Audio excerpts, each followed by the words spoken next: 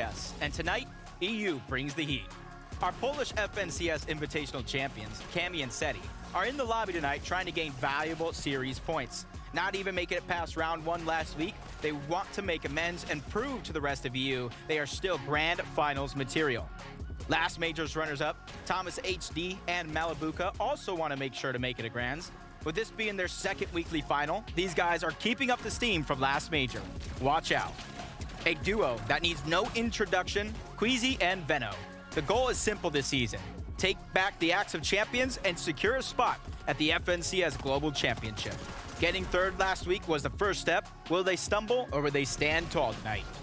The lobby is packed. With several new teams in action, the players are giving it their all, and we have 6 games lined up for you that you don't want to miss out on. This is the EU FNCS.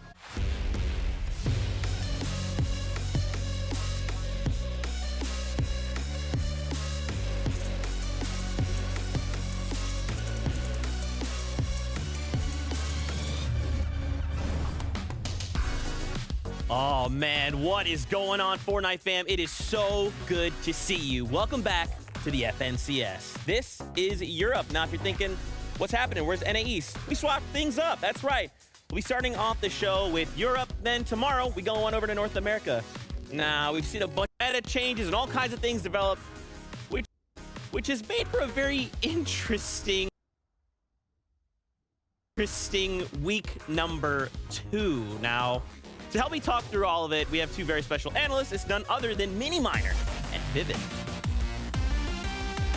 Fortnite fam and Zeke, I cannot believe what we just heard before we walked out, Mini. What was it? There was something. Absolutely crazy stuff. An elephant in the room of some sort? Yeah, I think so. And the special occasion is that it is none other than Zeke's birthday. It is my birthday. Happy birthday. Thank you. And Zeke, listen. Don't do this.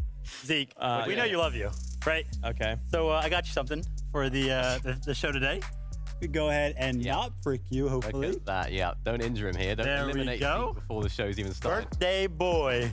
We looked everywhere for a 50th birthday badge, but unfortunately they sold out of 50th. It's been a crazy week with the recent changes and whatnot. Guys, some of the more high-profile duos we would have anticipated qualifying didn't. I mean, straight up, listen, there are only 15 duos playing today that are returning from week number 1. So we have a whole plethora of new duos that we haven't even seen yet playing these final FNCS type lobbies.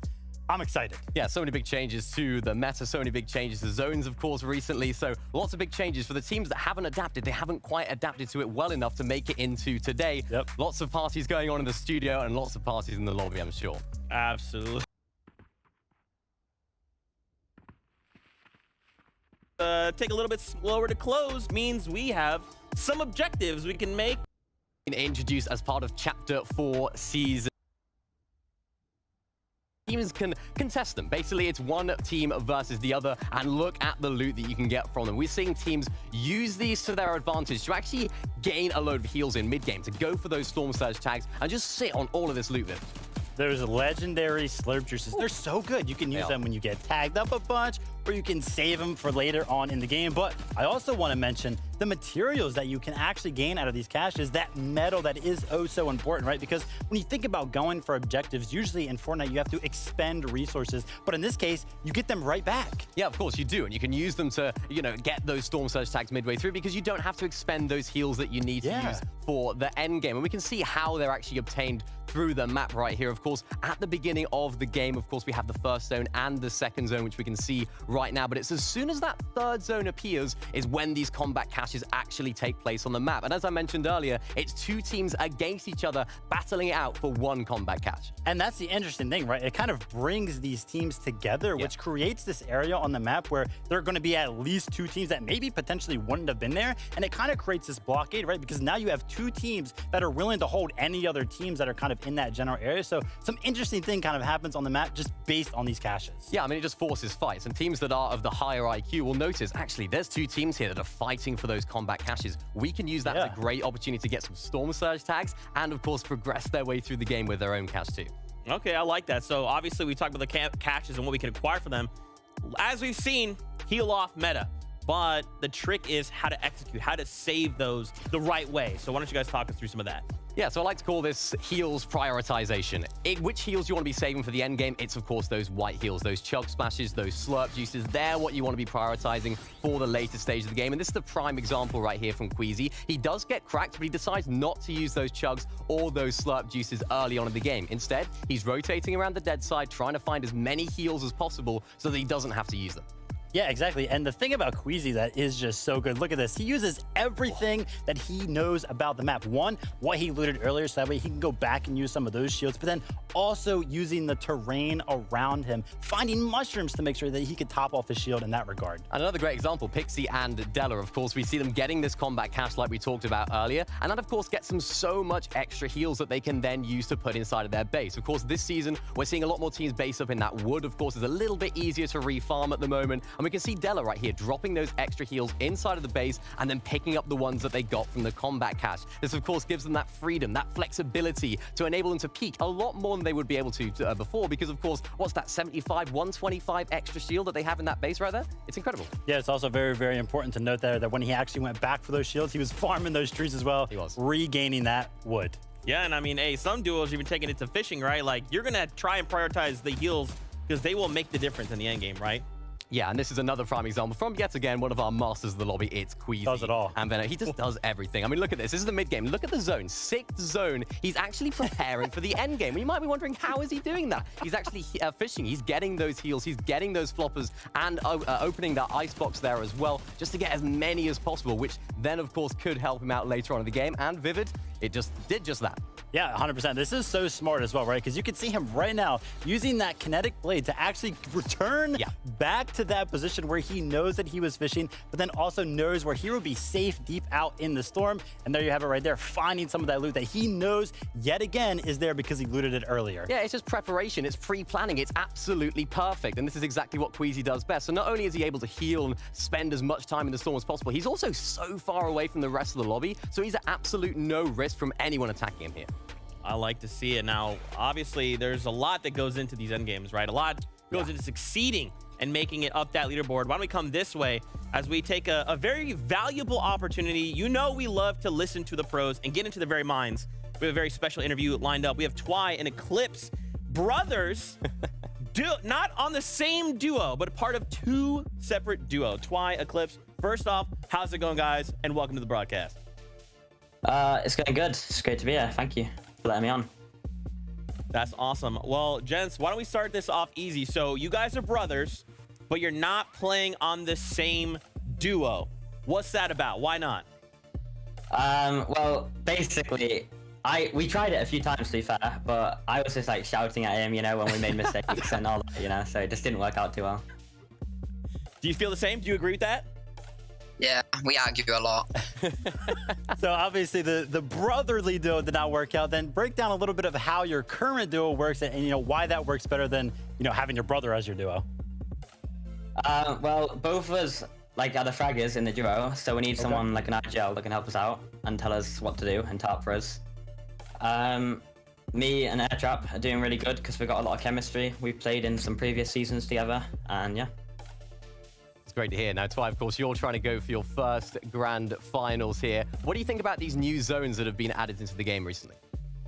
I'm enjoying them. I like the heal off meta, and tapping's just a lot more enjoyable with them.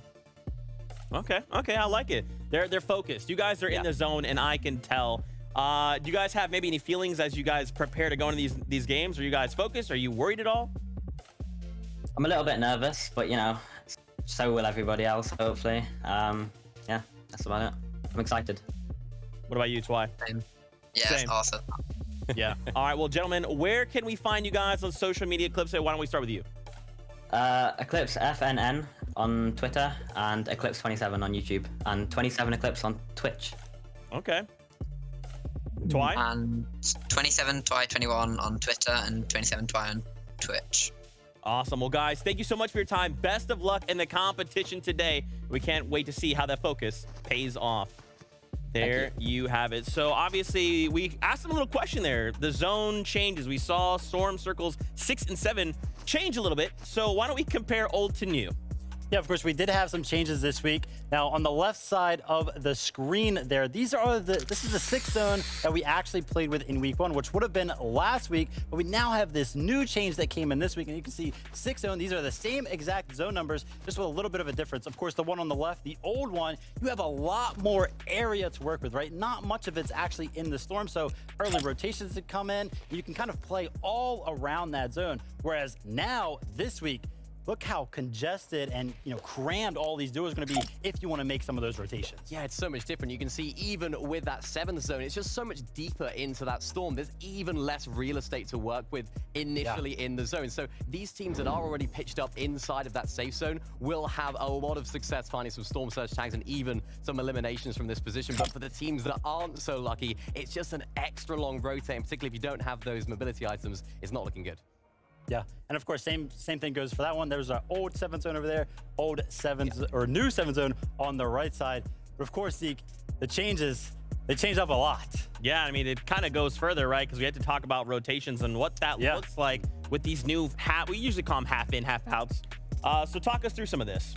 Yeah, so basically we're going to take a look right there at a 5th zone coming into a 6th zone. Of course, as some of these teams rotate, you can note that this zone is pulling way south of the map. So you would kind of, suggest that a lot of these north teams will have to come all the way down. That's kind of what we're seeing unfold. But as 6th zone reveals itself right now, you can see some of these teams are able to make some of those early rotations deep into the zone, which, allows for all these later rotating teams to have a lot more space to work with. Yeah, particularly when you have the island there as well, you can just make those rotations a lot later on. Because you have so much more real estate to work with at the beginning, it's just a freer rotation. It's a lot more simple for the teams that are wanting to go earlier because they can do that. Of course, that was the old zones, but let's take a little look at what the new zones hold for us as well. How much more difficult is it when you are presented with a very, very difficult rotate into that 6th zone? We can see, of course, here is the 5th zone. There it is on the screen right now. We can see there are some teams in the middle. This is a difficult 5th zone as well, Vivid, because it's kind of in the center. There's not really a dead side. Yeah, a lot of teams are spread out, right? But when this 6th zone reveals itself, it's going to be another one of those drastic pulls, right? Pulling all the way up to the north. So you would kind of expect that all these teams that are to the south are going to have to come up to the north, and you're going to have a congested side on the south side. And that happens, but it happens like tenfold because of this new zone. There's not a lot of space that these teams can kind of early rotate in, and pay attention to the south side of that zone right there. Pretty much every single team outside of like 4. But they are here now, and it is make or break for their season. They have to have a good result today. The series points are too valuable. Queasy and Venno, obviously, the duo that is very much associated with them because of that historic moment at the Invitational. They did qualify last week, and they did incredibly well, and they'll look to do so again here. In my opinion, the favorites to win the whole competition this season. They've looked like the best team over the course of it thus far. Hey, we talk about looking good throughout the course of this season. Oh, Mr. yeah. Savage and Vidil. Last week, they finished at the top of our leaderboards. This week, though, a little bit of a change-up of story. I think they qualified in about 48th place, like a 3- or 4-way tie with 218 points through round 2. But there's one thing that I've learned throughout my history here in Fortnite is whether you finish 1st or 50th throughout round number 2, it's all about making it here to the finals, to where you have that set lobby. And you know as well as I do, once you have all the top players in one lobby, it kind of changes the way certain things play out. DKS and Bad Sniper here. We see many of these battles here at this POI, Jacob. Of course, there is a vote here, and so many of the players want to fight for that loot. This is a battle that I'm not sure they're expecting to have this early in the game. Against Queasy and Vino on the left side, on the right, Sinead and Razumi. They're trying to be a little bit more proactive. They're trying to end this one a little bit quicker, but both of their respective teammates are not actually in this fight. But it goes to show that Sinead and Razumi, they're going to be the first ones to try to react. They're going to disengage out, realizing their position here on the map so far, and so they're trying to play that long game, play for safety. You add in the fact they are very, very low on mats. This is a fight that I 100% agree with disengaging in. Yeah, you can see just looking to try to farm up the rock. Unfortunately, it's not going to give him much right now with the state of that, but it'll be just enough to allow him some extra protection as he groups up with Arizumi.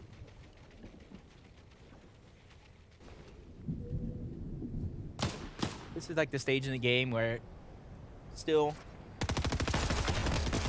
rather early. Everybody doesn't want to throw it away now. Yeah, and you can see just here south of Kinjitsu, Vino and Queasy again in this battle. And these are the kind of fights they like to take, right? Early on, a very isolated fight. They know there's not going to be many players in this general area to third party this. And when you've got the best fighter in all of Fortnite on your team, they're always going to be confident to win these kind of fights. Vino is so prominent in these battles.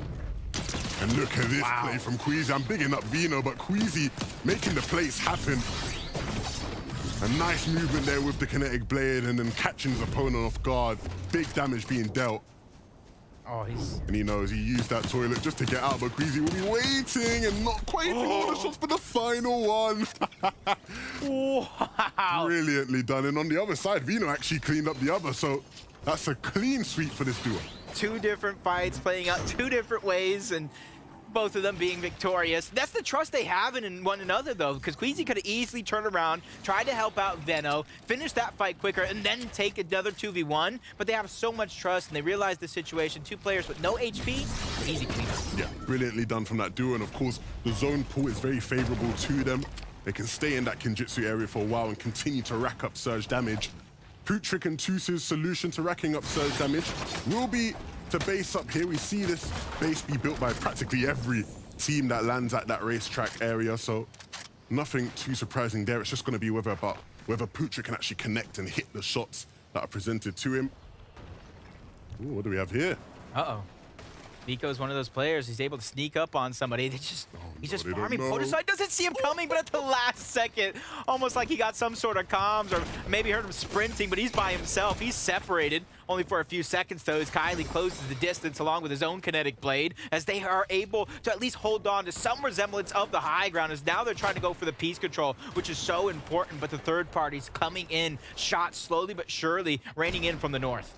Yeah, part of me wonders if maybe, just maybe, Vico was too patient in his attempt to line up the perfect shot. I think he just... with the way he sort of moved and turned. But it's interesting, right? Because these guys don't have to worry about being contested at the south side of Slappy.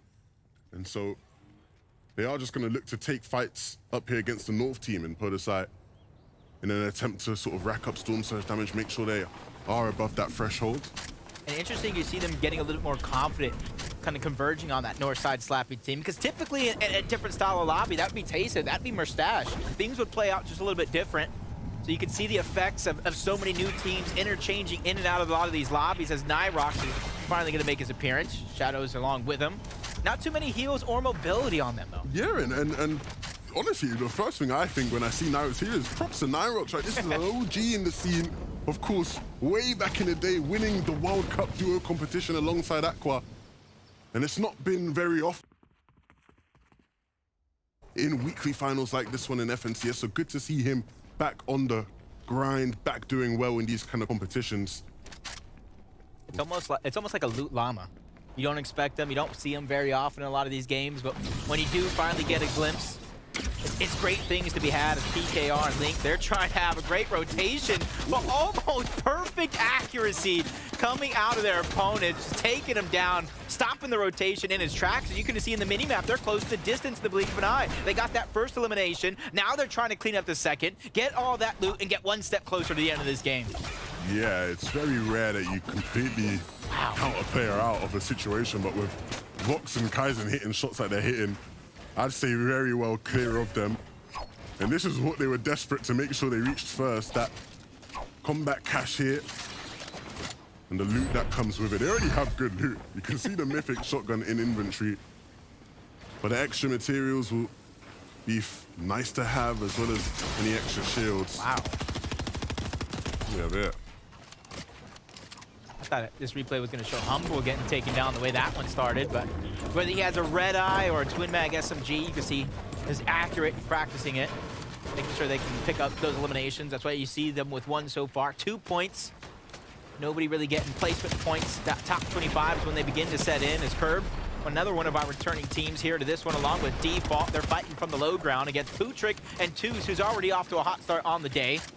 They got Surge, they got loot, but they got themselves in a weird spot here, stuck between 2 different teams on either side.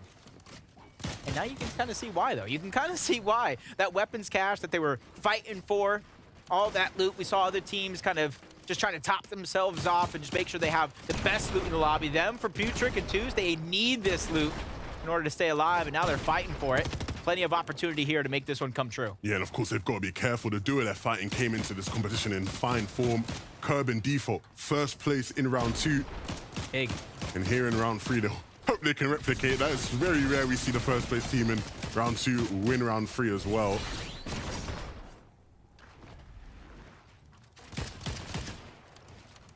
I don't want to call it too early, but hey, good little escape for now. Realizing, hey, we don't have a ton of splashes. All we have is those legendary slurp juices, so you got to try to conserve as much of that white HP as possible.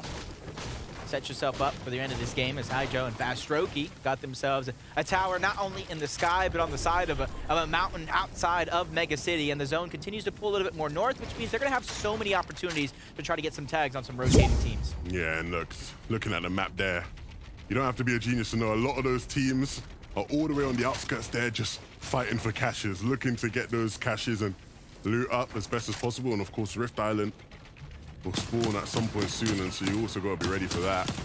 Hijo and for Strokey here in this Mega City area, based up on a very strong hill. One of the problems they'll have though in this game is that there's not actually as many players rotating in around this area, so they'll definitely have to hit their shots with Surge. And there it is, as I was saying, Rift Island spawning soon, and it is now there. Who will claim it becomes the question, Jacob, because everybody wants those pulse rifles. Yeah, that's the question I'm always at least scratching my head, wondering who's going to be brave enough. Because, yeah, if you're able to kind of claim the top of that, you get the overclock pulse rifles, which you talk about, you get some extra heals, but you got to imagine how many other teams are confident to go for it. And that's a battle you don't necessarily want to be a part of, is Anchor and Gold. Just getting a few shots into the distance, just trying to help their Storm Surge. Link and PKR, the struggles still continue, but they were at least able to take down one player on their journey to claim this Rift Island. There's still another team directly there near them, and there's a couple of teams towards the outskirts, and they have that option with Rift down below to be that third party. Yeah, and you can see now just box fight breaks out. Coop on the other side of things. You can see there, interested in the loot as well. That big pot will do wonders for Link's HP. Coop on the other side. For him, it's